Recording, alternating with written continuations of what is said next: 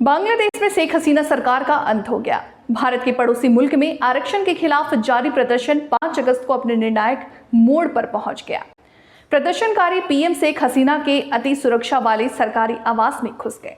हालांकि इससे पहले ही सेना की मदद से शेख हसीना देश छोड़ने में कामयाब हो गई।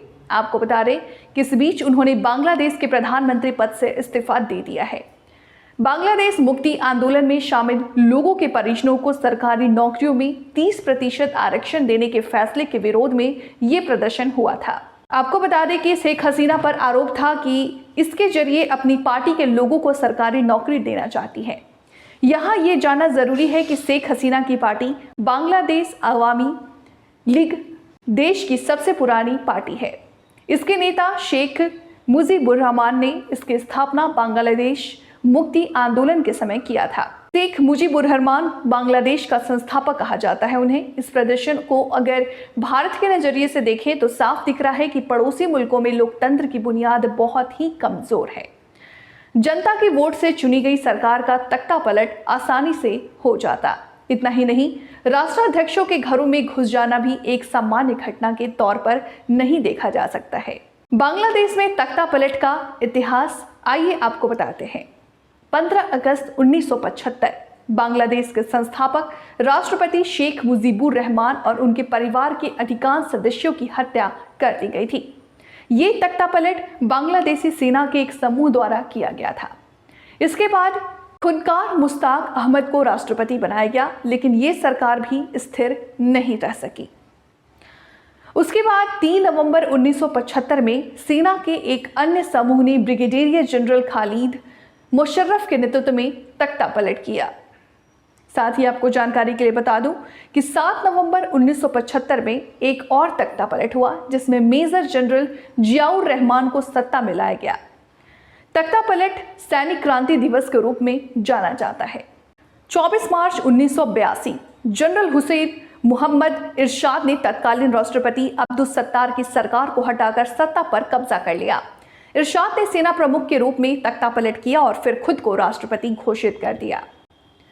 बांग्लादेश ने 1990 के दशक में लोकतंत्र की ओर वापसी की। हालांकि राजनीतिक अस्थिरता और संघर्ष अभी भी एक चुनौती बने हुए हैं, लेकिन हाल के वर्षों में सेना के राजनीतिक हस्तक्षेप में कमी आई है। वर्तमान में बांग्लादेश एक संसदीय लोकतंत्र के तहत चल रहा था, जहां शेख हसीना की सरकार सत्ता में थी।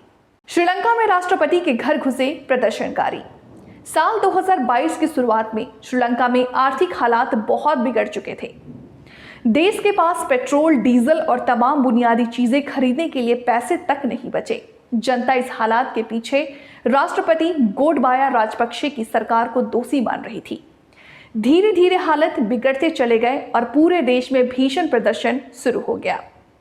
जनता का गुस्सा इतना भड़का कि राष्ट्रपति गोटबाया को देश छोड़ना पड़ गया। प्रदर्शनकारी राष्ट्रपति आवास में घुस गए और जमकर तोड़फोड़ की। हालांकि श्रीलंका पाकिस्तान और बांग्लादेश की एक तख्ता पलट की घटनाओं से छूता रहा है, लेकिन कुछ घटनाओं ने वहां भी कई बार संवैधानिक संकट पैदा किए हैं। आपको बताते हैं गृह युद्ध 1983 से 2009 के बारे में। श्रीलंका में सबसे बड़ी राजनीतिक उथल पुथल का दौर 1983 से 2009 तक चला, जिसे श्रीलंकाई गृह युद्ध के नाम से जाना जाता है। यह युद्ध श्रीलंकाई सरकार और तमिल टाइगर्स के बीच हुआ, जो तमिल जातीय अल्पसंख्यकों के लिए एक स्वतंत्र राज्य की मांग कर रहे हैं।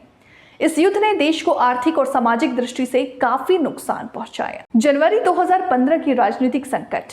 2015 में महिंदा राजपक्षे ने राष्ट्रपति पद के लिए चुनाव लड़ा, लेकिन हार गए। चुनाव के बाद उन्होंने सत्ता छोड़ने से इनकार कर दिया और देश में राजनीतिक संकट उत्पन्न हो गया।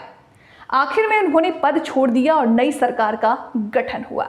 अक्टूबर 2018 का संवैधानिक संकट। 2018 में राष्ट्रपति मैत्रीपाला सिरिसेना ने प्रधानमंत्री रानिल विक्रमसिंघे को बर्खास्त कर महिंदा राजपक्षे को नया प्रधानमंत्री नियुक्त कर दिया। इसमें संवैधानिक संकट उत्पन्न हो गया, क्योंकि संसद ने विक्रमसिंघे का समर्थन जारी रखा। बाद में सुप्रीम कोर्ट की वजह से संकट खत्म हुआ और विक्रमसिंघे को फिर से प्रधानमंत्री पद पर बहाल किया गया। नेपाल में भी गड़बड़ लोकतंत्र। भारत के और पड़ोसी मुल्क नेपाल में भी सरकारें कब बदल जाएं, कोई अंदाजा नहीं लगा सकता है। 28 मई 2008 को नेपाल को लोकतांत्रिक देश घोषित किया गया था। उस दिन से पहले नेपाल में 240 सालों तक राजशाही चलती रही, लेकिन वोटों के जरिए सरकार चुने जाने की व्यवस्था ने देश को स्थिर सरकार देने में उतना कामयाब नहीं हो पाया था। कुछ दिन पहले ही पुष्पदहल प्रखंड ने प्रधानमंत्री पद से इस्तीफा दिया और उसकी वजह केपी ओली ने ली थी। खास बात यह है कि प्रचंड केपी ओली के समर्थन में सरकार चल रहा था।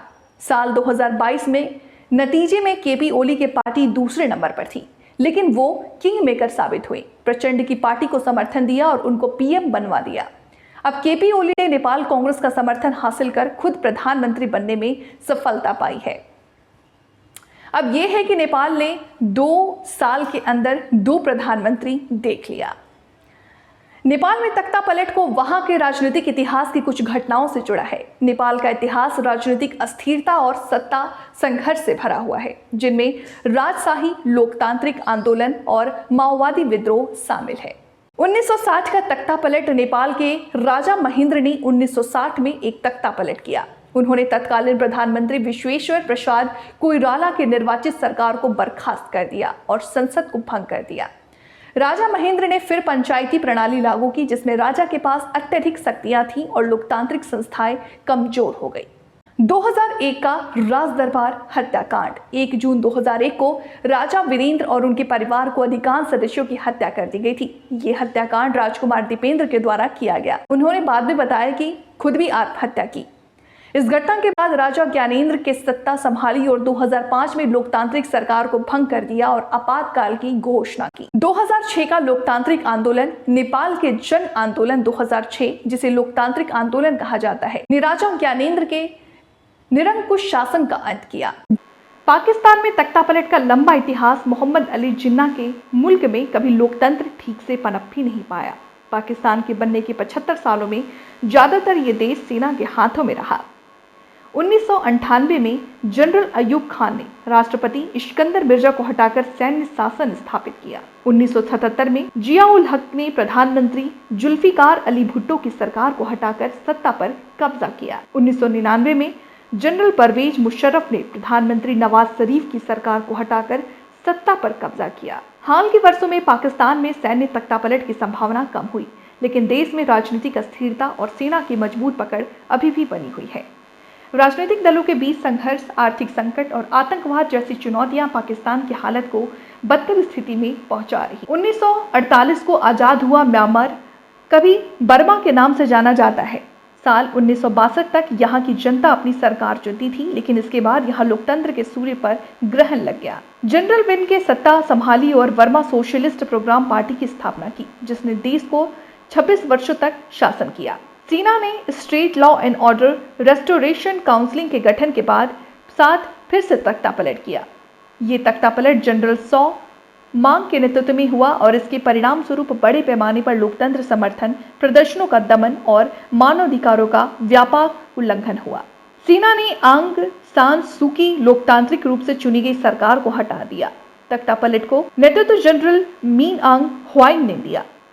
सेना ने आरोप लगाया कि 2020 के आम चुनाव में व्यापक धांधली हुई थी। हालांकि स्वतंत्र चुनाव पर्यवेक्षकों ने इन आरोपों का समर्थन नहीं किया। इस तख्तापलट के बाद म्यांमार में व्यापक विरोध प्रदर्शन और असंतोष फैला, जिसे सेना ने सख्ती से दबाने की कोशिश की। म्यांमार में अभी तक सैन्य शासन जारी है।